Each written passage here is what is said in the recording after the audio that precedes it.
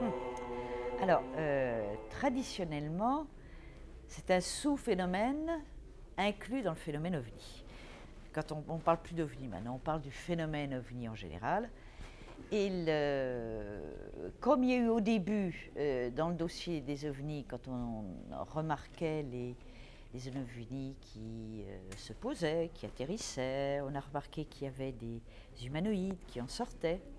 Et puis après ça, que ces humanoïdes, quelle que soit leur apparence était très variée. Au début, ils avaient leur casque, leur masque à oxygène et tout, semblaient prélever des échantillons de la nature, la lavande dans le champ de M. Maurice Mas ou de la terre dans certains cas, que ces humanoïdes ou ces extraterrestres, tout ça entre guillemets, agressaient quelquefois les témoins, leur faisaient peur. Et puis après ça, ils ne se sont pas contentés d'apparaître. Ils ont commencé à enlever les gens. Et enlever les gens, la plupart à leur insu, puisque, bon, vous connaissez bien le phénomène des enlèvements, je ne vais pas vous le décrire, mais au début, toujours, le phénomène enlèvement était relié à l'OVNI, parce que le sujet disait que le phénomène avait commencé par l'observation d'une petite sphère lumineuse, une boule lumineuse, et qui, quelquefois, devenait un phénomène beaucoup plus gros, mais il y avait toujours un rapport. Puis maintenant, nous avons des tas d'enlèvements sans OVNI. De même que nous avons dans le dossier des NDE, avant on vous disait que les NDE étaient par définition, maintenant on les appelle les expériences de mort imminente, c'était les gens qui étaient dans des états de coma dépassé, qui frôlaient la mort, qui même étaient morts et étaient revenus, enfin on ne peut jamais mourir et revenir, mais enfin il semblait. Et bien maintenant, vous avez toutes sortes de gens qui présentent des EMI et qui n'ont jamais été ni dans un coma profond, ni récupérés après un accident de voiture. Vous avez des gens qui font des EMI spontanés sur leur chaise, en lisant, je ne dirais pas leur Tintin, mais enfin voilà. Et là, vous avez les enlèvements maintenant sans OVNI. Pour l'histoire, ça semble être né aux États-Unis parce que c'est là où les cas ont été documentés. Il ne faut pas oublier que la communauté des ufologues aux États-Unis dans les années 50 était très motivée, très nombreux, très actifs. Il y avait un petit noyau qui a commencé en France, mais c'était rien. Nous étions des débutants, quelques revues, fort bonnes par rapport aux petites revues ufologiques de maintenant. Mais nous étions des plaisantins. Donc, un phénomène, on le prend en considération à partir où il y a des attestations de ce phénomène. Mais ce n'est pas parce qu'un phénomène n'est pas attesté qu'il ne se produit pas. À titre de plaisanterie, on vous dira, enfin c'est pas une plaisanterie drôle, mais on parle maintenant, c'est la grande mode de parler d'abus sexuels, parce que maintenant on travaille, la parole se libère, mais il y a des pays où on ne parle jamais d'abus sexuels sur les enfants, ça ne veut pas dire qu'il n'y en a pas. Il y a des pays où la parole est étranglée. Même chose, on a vu encore même chose pour le phénomène des NDE, le phénomène OVNI. Les NDE existaient depuis pas mal de temps, puisque sous le manteau, certaines infirmières étaient au courant, mais on ne parlait pas du dossier, c'était trop fou. Puis c'est quand il y a eu trop de témoignages que le phénomène est apparu, et puis il y a eu les livres de Moody, etc. Même chose pour les enlèvements, quelques cas sous le manteau, gardés bien clandestinement, un seul livre au début, le livre de John Fuller sur l'abduction de Betty et Barney Hill, mais tout ça est assez secret. Assez secret, je veux dire. Et même, regardez ce qui est drôle, les détails les plus sulfureux qui abondent maintenant, je ne sais pas si je peux parler un petit peu cru sur cette station, parce que quelquefois, avec les ovnis, on rentre dans des sujets très hard et très hot. Le dossier de Betty et Barney Hill présentait évidemment le cas, enfin évidemment, de prise d'échantillons de sperme chez Barney, mais ce détail était censuré, c'était trop gros pour qu'il puisse paraître. Maintenant, il n'y a plus un cas d'enlèvement sans que les gens vous disent, les hommes vous disent pratiquement, ils m'ont pris mon sperme, etc.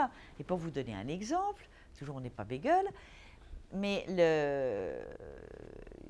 hier à ma table, il y a un abducté qui est venu me voir, un abducté potentiel. Moi, comme j'ai l'habitude de travailler avec ces gens-là, je pose des questions avec des pincettes et surtout, je n'évoque rien, même quand ils ne sont pas sous hypnose, pour ne pas induire leur récit d'une façon différente. Mais il se trouve qu'à côté de moi, il y avait une scientifique qui, elle, brute de décoffrage, demande à ce malheureux garçon, est-ce que vous avez été agressé sexuellement? Et au stupeur, ce type que je n'ai jamais vu, jusqu'à plus ample informé, je suis une femme quand même, enfin j'ai bien, me répond à moi, parce qu'il n'y a que moi qui voulais regarder. L'autre, il ne l'intéressait pas. Il me dit, oh oui, c'est épouvantable, je suis tout le temps sodomisée. Ça commence comme une caresse, très désagréable dans mon dos, parce que je ne supporte pas une caresse sur mon dos, et hop, la pénétration. Je ne suis pas bégueule, mais je dois avouer que un homme qu'on n'a jamais vu, qui vous raconte ça de but en blanc, même moi qui en entends toutes les couleurs, j'ai fait une bulle, quoi. D'abord, moi, je crois que le phénomène a évolué, ça c'est incontestable, mais déjà le début. Le début, c'est-à-dire dans les années 80, qui pour moi, entre 80 et 90, c'était la bonne époque pour travailler sur les abductions. Maintenant, c'est plus possible, tout est pollué par Internet, par les croyances New Age, par des choses absolument extravagantes. Mais déjà, à la bonne époque, où le dossier circulait peu, très peu, j'avais été frappée par la différence du vécu en fonction des mentalités. Le peuple américain est fondamentalement pudibond. Il est chrétien, vous savez, le mouvement newborn, etc. L'enlèvement est vécu comme une agression sexuelle. Tout est vécu en termes de culpabilité épouvantable. Vous allez au Brésil, où la sexualité est beaucoup plus saine, débridée, païenne, etc. Ben, les parties de jambes en l'air avec les aliens sont beaucoup plus gaies, beaucoup moins traumatisantes. Alors il faut quand même se poser des questions quand même sur l'influence de la culture et sa façon de véhiculer l'expression du phénomène. Et ce qui est intéressant, c'est quand ils sont enlevés en même temps, bon, d'ailleurs le cas fondateur, Betty et Barney Hill, ils sont enlevés ensemble. Leur hypnose est faite séparément, ils n'ont aucun souvenir conscient. Et sous hypnose, ils accouchent du même scénario qu'ils n'avaient jamais évoqué, parce que par définition, quand ils vivent, ils ne sont pas sous hypnose. En vie consciente, ils n'ont pas de souvenir, ils ne peuvent rien évoquer. Et chacun sous hypnose va raconter exactement la même chose. Mais un psychologue américain, John Carpenter, a relevé à peu près 250 cas d'enlèvement collectif. Et quand je dis enlèvement collectif, quelquefois vous avez 5 ou 6 personnes ensemble. Mais maintenant, vous avez des cas où le sujet vous dit que quand il rentre dans l'OVNI, quelquefois il est raflé avec une soixantaine de personnes. C'est vraiment là, peut-être pas la rafle du Veldiv, mais presque. Hein. Et que dans l'OVNI, il y en a 2000. Bon, alors, dans certains cas, ce qui est intéressant, c'est de voir que quelques abductés qui ont été abductés ensemble présentent, c'est assez rare, hein, je suis obligée de mettre ce bémol, présentent exactement les mêmes marques sur le corps. Alors ça c'est très intéressant parce que les marques sur le corps sont très diverses. Hein. On parle toujours des cicatrices, des scoop marks. Non, il y a des marques beaucoup plus bénignes. Le cas de Jason dont je parlais, quand on le retrouve, en général, il a des marques de ligature au poignet. Sa mère aussi. On a eu beaucoup de cas comme ça, comme s'ils avaient été menottés, enfin c'est enchaînés, c'est tout à fait extraordinaire. Ces 6 abductés dont je vous parle, tout ce qui vient, je crois, c'est du Maine, ont exactement les mêmes marques qui sont des scoop marks en triangle au même endroit du corps. C'est quand même assez rigolo de voir des gens, 6 personnes, qui ont un missing time au même moment et qui présentent les mêmes marques aux mêmes endroits. Alors évidemment, on peut toujours invoquer une gigantesque mise en scène, mais dans ces cas-là, les témoins sont suffisamment traumatisés, c'est pas eux qui font les canulars, c'est pas ces gens-là qui font les canulars ou les impostures. Bon, il y en a d'autres qui montent des coups. Enfin, parmi les faux abductés, ils sont légion. Moi, je suis contactée par des gens aux croyances extravagantes. Vous savez que le folkloriste Bullard a déterminé les 7 étapes de l'enlèvement, qu'il a découpé en tranches comme Moody avait découpé en tranches les NDE pour faire un scénario archétypal. Moi, dès le début, j'ai démontré que l'évolution du scénario faisait que certains épisodes n'apparaissaient plus. N'apparaît plus que par exemple, surtout évidemment la capture. On ne peut pas avoir d'enlèvement sans capture. et l'examen médical, et le retour. Mais toutes ces choses que j'adorais, parce que moi j'adore les contacter des années 50, tous les grands voyages galactiques vers des planètes cristallines, on n'a plus ça, c'est très très rare, ou alors chez des gens très douteux. Vous avez des témoignages maintenant, des gens qui sont vraiment des rats de laboratoire. On joue avec leurs organes sexuels, ou même on leur fait des petits prélèvements de gencives, de cheveux, de n'importe quoi.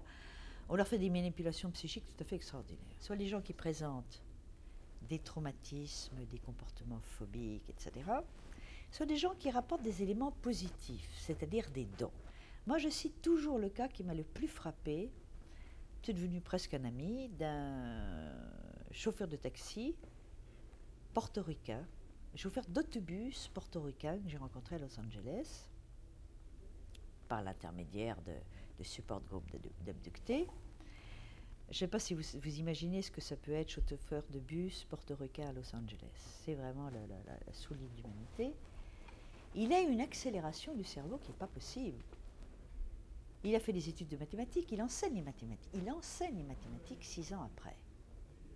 Enseigner les mathématiques. Bon. Moi, je ne connais qu'un cas qui n'est pas du tout à enlever. C'est un cas de surdoué très, très, très connu. Je suis désolée, son nom m'échappe. C'était un berger qui était totalement inculte, qui, au moment du recensement du service militaire, a frappé l'armée par son éveil, son intelligence. Il a passé 3 doctorats en 2 ans. Un simple berger. Pour une fois, l'armée a fait quand même œuvre pie. Hein. C'est simplement en se faisant recenser qu'on a découvert cette intelligence extraordinaire. Lui, c'était un surdoué. Et vous avez quand même des cas où vous avez des accélérations du cerveau. Vous avez des cas où vous n'avez rien du tout. Alors, quand vous n'avez rien du tout, c'est difficile. Vous êtes obligé de faire confiance au sujet. C'est toujours très ennuyeux de faire confiance au sujet. Avant, on pouvait, parce que c'était tellement insolite et peu connu ce qu'il disait, et des gens qui ne se connaissent pas vous racontent tous la même histoire. On est à même de se poser la question, qu'est-ce qui se passe? Tandis que maintenant, ces gens qui racontent la même histoire, ils l'ont lu 100 fois. Ils l'ont lu sur Internet, ils ont vu X-Files, etc. C'est beaucoup plus difficile. Moi, je reconnais que c'est beaucoup plus difficile. Alors moi, il se trouve que je connais bien Linda, c'est une bonne amie. Je l'aime beaucoup. Alors Linda, elle me frappe par son équilibre, parce qu'on ne connaît que les grandes lignes du détail du dossier de Linda Cortile. Moi, il se trouve que j'ai publié son cas, d'ailleurs, dans Paris Match, 91 ou 90, personne ne savait, même aux États-Unis. Bon. C'était la première couche. Et Bud a continué à faire une enquête absolument hallucinante. Il a beaucoup d'opposants, Bud. Il semblerait qu'il y ait maintenant 27 témoins à l'enlèvement de Linda Cortile. C'est quand même beaucoup. Bud se réfère toujours à un personnage que j'ai rencontré, qu'il ne nomme pas, qu'il appelle toujours le third man, le troisième homme, Pérez de Cuéllar. Il se trouve que j'ai eu connaissance d'une lettre qu'un de mes oncles a envoyée à Pérez de Cuéllar, qui s'intéresse au dossier OVNI de très près, qui est un personnage politique de la plus... oui, une certaine importance, pas de la plus haute, mais une certaine importance. Bon. Envoie une lettre hypocrite à Linda Cortile, à Pérez de Cuéllar, en lui disant « Cher ami, je tiens à vous féliciter de votre discours. » Il était parti faire un discours, je ne sais plus où, hein. Il était à l'ONU à l'époque. Mais détail important, Pérez de Cuéllar voulait être élu président du Pérou. Il se présentait à la présidence de la République. Donc il lui fait toutes sortes de félicitations. By the way, je vous transmets toutes les amitiés de votre amie, la Dame des Sables. Qui est la Dame des Sables? C'est le surnom de Linda Cortile, parce qu'il lui est arrivé toutes sortes d'aventures sur une plage avec du sable, etc. Pérez de Cuéllar répond, je suis très sensible à votre lettre de félicitations, que vous avez aimé mon discours, etc. Pas un mot sur Linda. Je suis désolée, vous envoyez une lettre à quelqu'un en lui disant, quelqu'un que vous connaissez bien sûr, pas un inconnu, je vous transmets toutes les amitiés de notre amie commune, Madame Machin. Ben, vous direz, Madame Machin, je ne connais pas qui est-ce. Bon, peut pas dire qui ne dit mot consent, mais on a envie de dire un peu qui ne dit mot consent.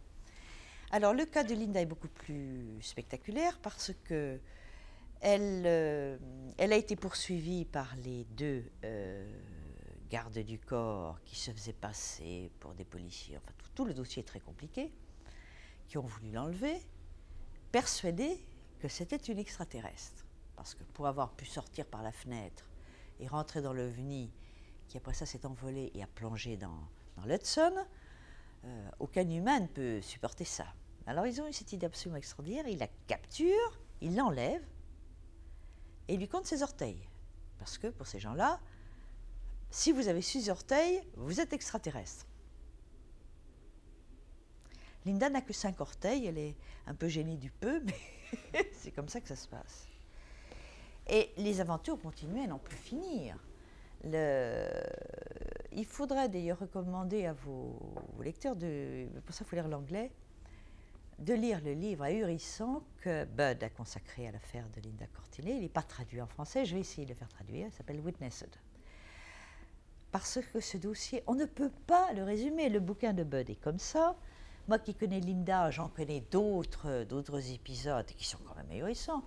Pourquoi est-ce que Linda Cortile, qui est une femme, même si c'est une jolie femme, pleine d'humour et qui a toutes sortes de vertus exquises, a été reçue, devait être reçue par le pape, a été reçue par le premier cardinal américain.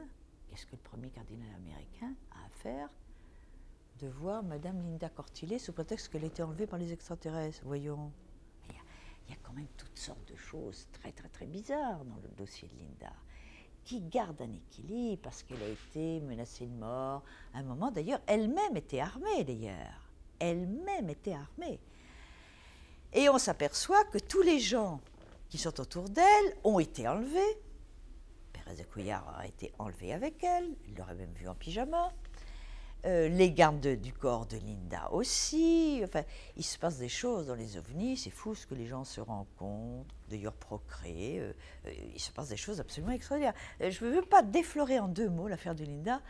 Je suis désolée de vous le dire parce que c'est tellement compliqué qu'en quelques lignes, une chatte n'y trouverait pas ses petits. Alors, où je parle 6 heures, mais vous verrez quand vous lirez le livre, c'est absolument fascinant, lisez-le.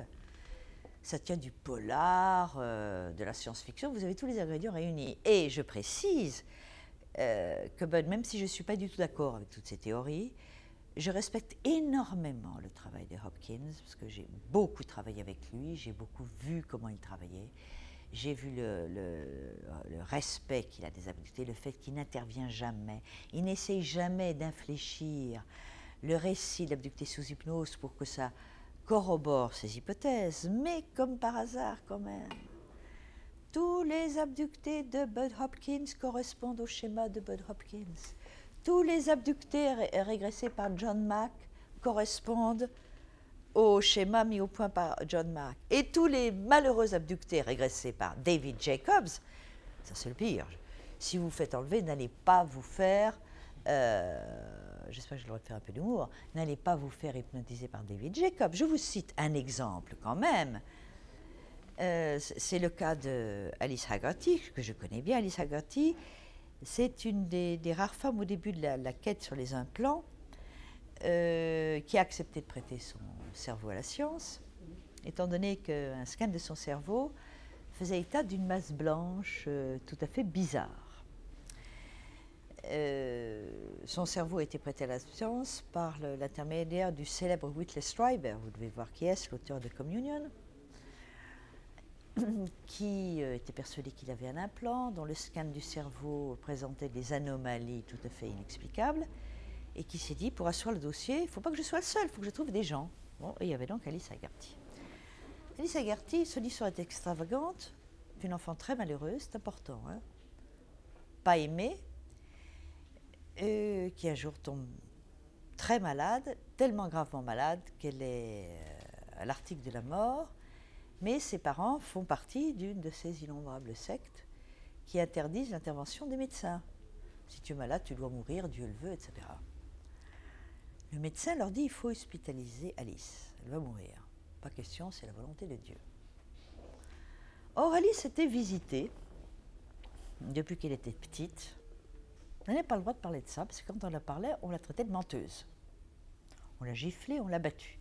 Donc, elle a compris qu'elle ne devait pas parler de ses visites. Et les visites de la petite fille étaient tout à fait étonnantes, parce que ça n'était jamais visité par des aliens, c'était visité par des anges. Et un jour, un ange est venu. Si j'avais su, je vous aurais amené. Non, je n'ai pas le dessin sur moi. Et elle a été visitée par un ange qui l'a amenée dans une espèce de hangar métallique. Elle a été opérée. Elle se retrouve dans son lit et elle appelle sa mère. Elle a faim. Personne ne comprend. Et là, j'ai le témoignage du médecin. La gamine était subclaquante, comme on dit élégamment. Elle n'avait que pour un jour ou deux à vivre.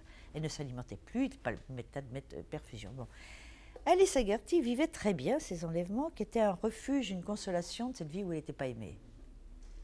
Tombe sur M. Jacobs, qui lui dit « Ne croyez pas que vous êtes enlevé par les anges, vous êtes enlevé par des épouvantables aliens qui vont vous... »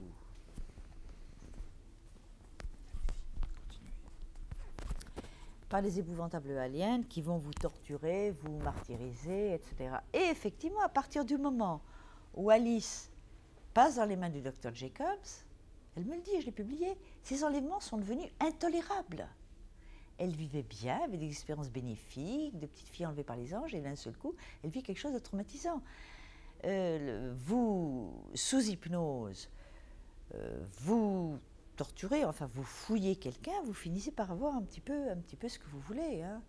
Moi, ça me rappelle un peu les procès de l'Inquisition au Moyen-Âge. Moi, je crois que c'est quelque chose qui a toujours existé. Ça, c'est un langage que Bud Hopkins ne me pardonne pas de tenir, parce que pour lui, c'est... Bon.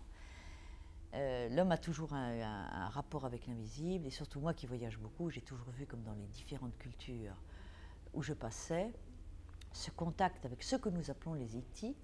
est tout à fait normal, est toujours vécu.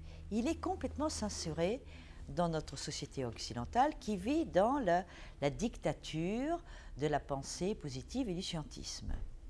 Mais finalement, on retrouve des relents, eh bien, pour notre tradition, disons de la tradition chrétienne, des anges et des mauvais anges. Il y a les gentils aliens, les bons aliens, il y a les méchants anges. Je crois que c'est un phénomène qui a toujours existé, mais il y a une prise de conscience de l'époque qui est quand même très perturbée maintenant.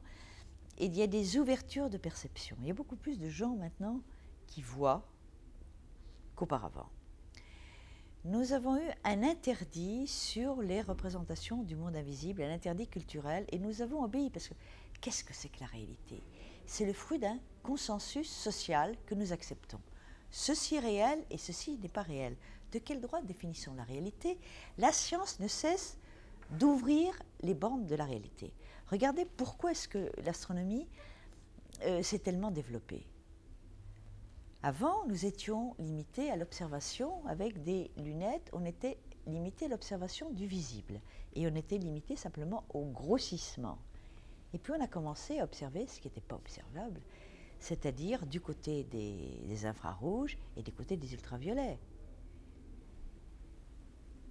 Et alors, est-ce que c'est réel ou est-ce que ce n'est pas réel? Est-ce que notre réalité se limite à l'étroite bande du spectre électromagnétique qui est perceptible à nos organes des sens?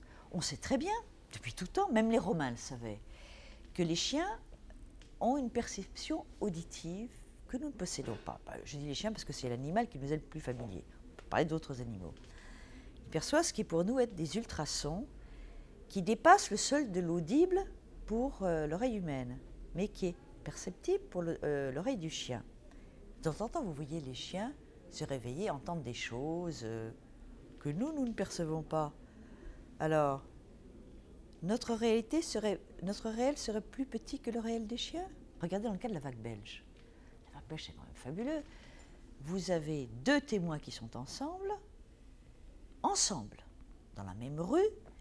L'un lève la tête et voit un ovni gigantesque qui est quelques mètres au-dessus du toit des maisons. J'ai un témoignage comme ça d'un couple. Et la femme ne le voit pas. Le mari est là avec son petit attaché-caisse, il va prendre la voiture au garage, il voit le machin, sa femme ne le voit pas.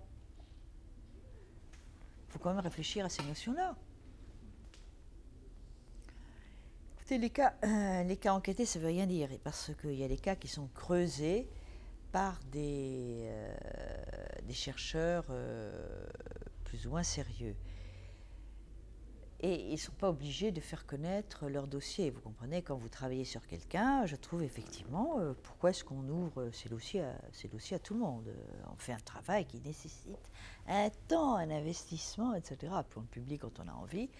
Ce n'est pas ces cas-là qui vont circuler sur le net. Sur le net, il circule tout à fait autre chose. Alors chacun a ses cas. Il y a des cas australiens. Alors pour moi, peut-être. C'est pas qu'il est enquêté actuellement, c'est que l'enquête commence à donner des résultats maintenant. Là, je vous déflore quelque chose.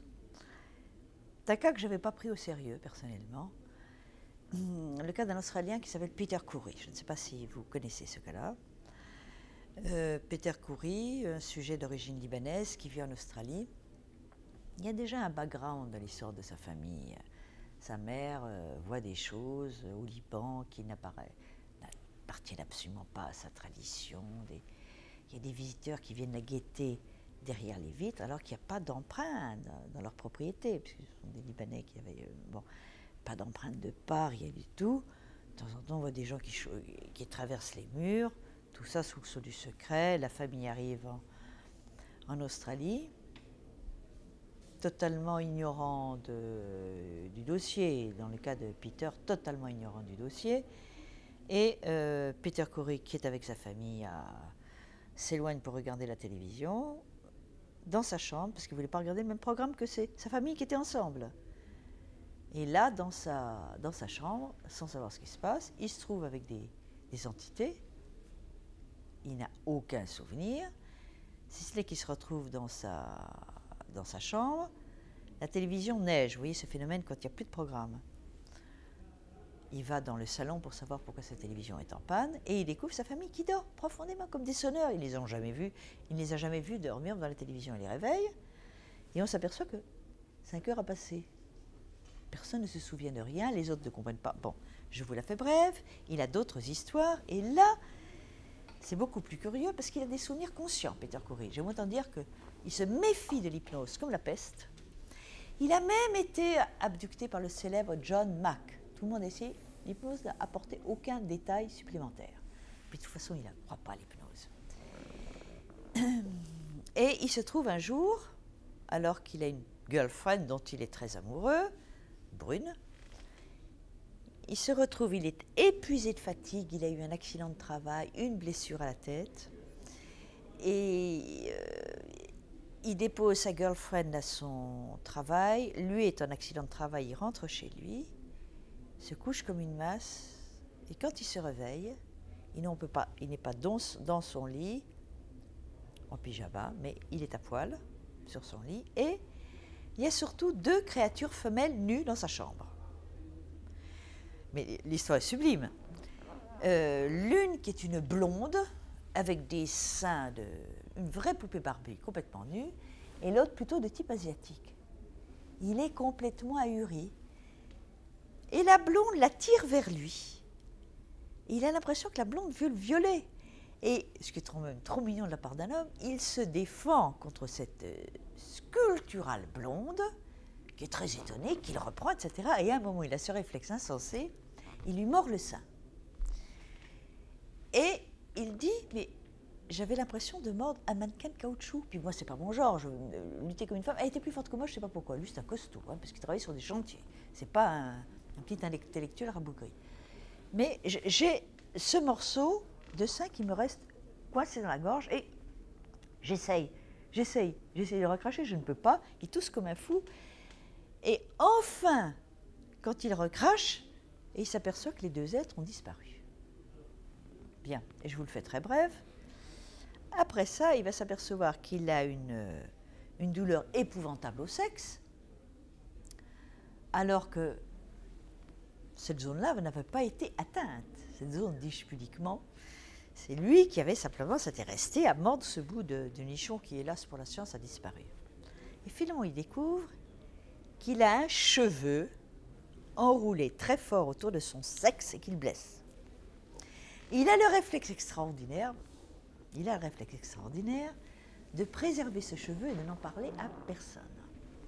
Moi, quand j'entends cette histoire, je me dis, j'entends tellement, vous comprenez, je prends un petit peu de distance et je me dis, bon, c'est pas très plausible, et je laisse ça dans un coin de ma tête. Mais, grâce à Kary Mullis, ce prix Nobel dont je parlais tout à l'heure, qui a reconnu qu'il a été enlevé. Kary Mullis qui a permis de découvrir le procédé qui permet de dupliquer des segments d'ADN pour reconstituer l'ADN, donc qui a fait faire un bond extraordinaire à la recherche de la médecine légale. Ça a donné l'idée à un chercheur, Bill Shulker, il faut vraiment rendre hommage à ce type-là. Il s'est dit, on va voir si on peut avoir un examen ADN de l'alien. Bon, j'attendais, moi, toujours très sceptique. Alors, je vous dis tout de suite, les examens ne sont pas terminés, mais les résultats sont légèrement décoiffants. Les résultats sont légèrement décoiffants. Alors, il faut continuer encore. Alors, si c'était le cas, il faut être objectif. Hein, les analyses d'implants, ça n'a donné rien de sérieux. Hein, rien de sérieux. Les photos de cicatrices, bon. Les photos de disparition, comme celle qu'a montré Bud à sa conférence, ça ne peut pas être une preuve, vous comprenez. Vous photographiez quelqu'un sur un fond de paysage, vous continuez à les photographier, vous n'avez plus que le paysage sans les personnes. On peut imaginer, non pas que les personnes sont parties dans un ovni, mais que les personnes sont allées marcher, que vous avez continué à photographier. Mais ce n'est peut-être pas le cas, je suis peut-être une vilaine sceptique, mais pour moi en tout cas ce n'est pas une preuve, même si c'est intéressant. Tandis que si on a un examen, une étude génétique d'un ADN qui correspond à rien de connu, ça c'est quand même intéressant dans le contexte de ces légendes d'hybridation, etc. C'est un ADN qui est proche d'une autre, qui est excessivement rare, dont on a trouvé l'équivalent sur des momies chinoises, qui n'est pas un ADN d'une femme de petite vertu qui aurait pu passer dans la vie de Peter Coury. De toute façon, il était fatigué, il n'est rien nu, sa compagne est brune, et voilà un type qui s'offre le luxe de dire, écoutez, j'ai trouvé un cheveu blond sur mon Noble Tool, comme disait Marlon Brando, analysez-le. Mais attention, parce que si on prouve que c'est un cheveu de femme ordinaire et que c'est qu'une blonde ordinaire, vous aurez peut-être des problèmes avec madame. Je prends tous les risques, je sais. Ça pouvait être un cheveu, un faux cheveu en nylon, etc., de perruque, n'importe quoi. Non, non.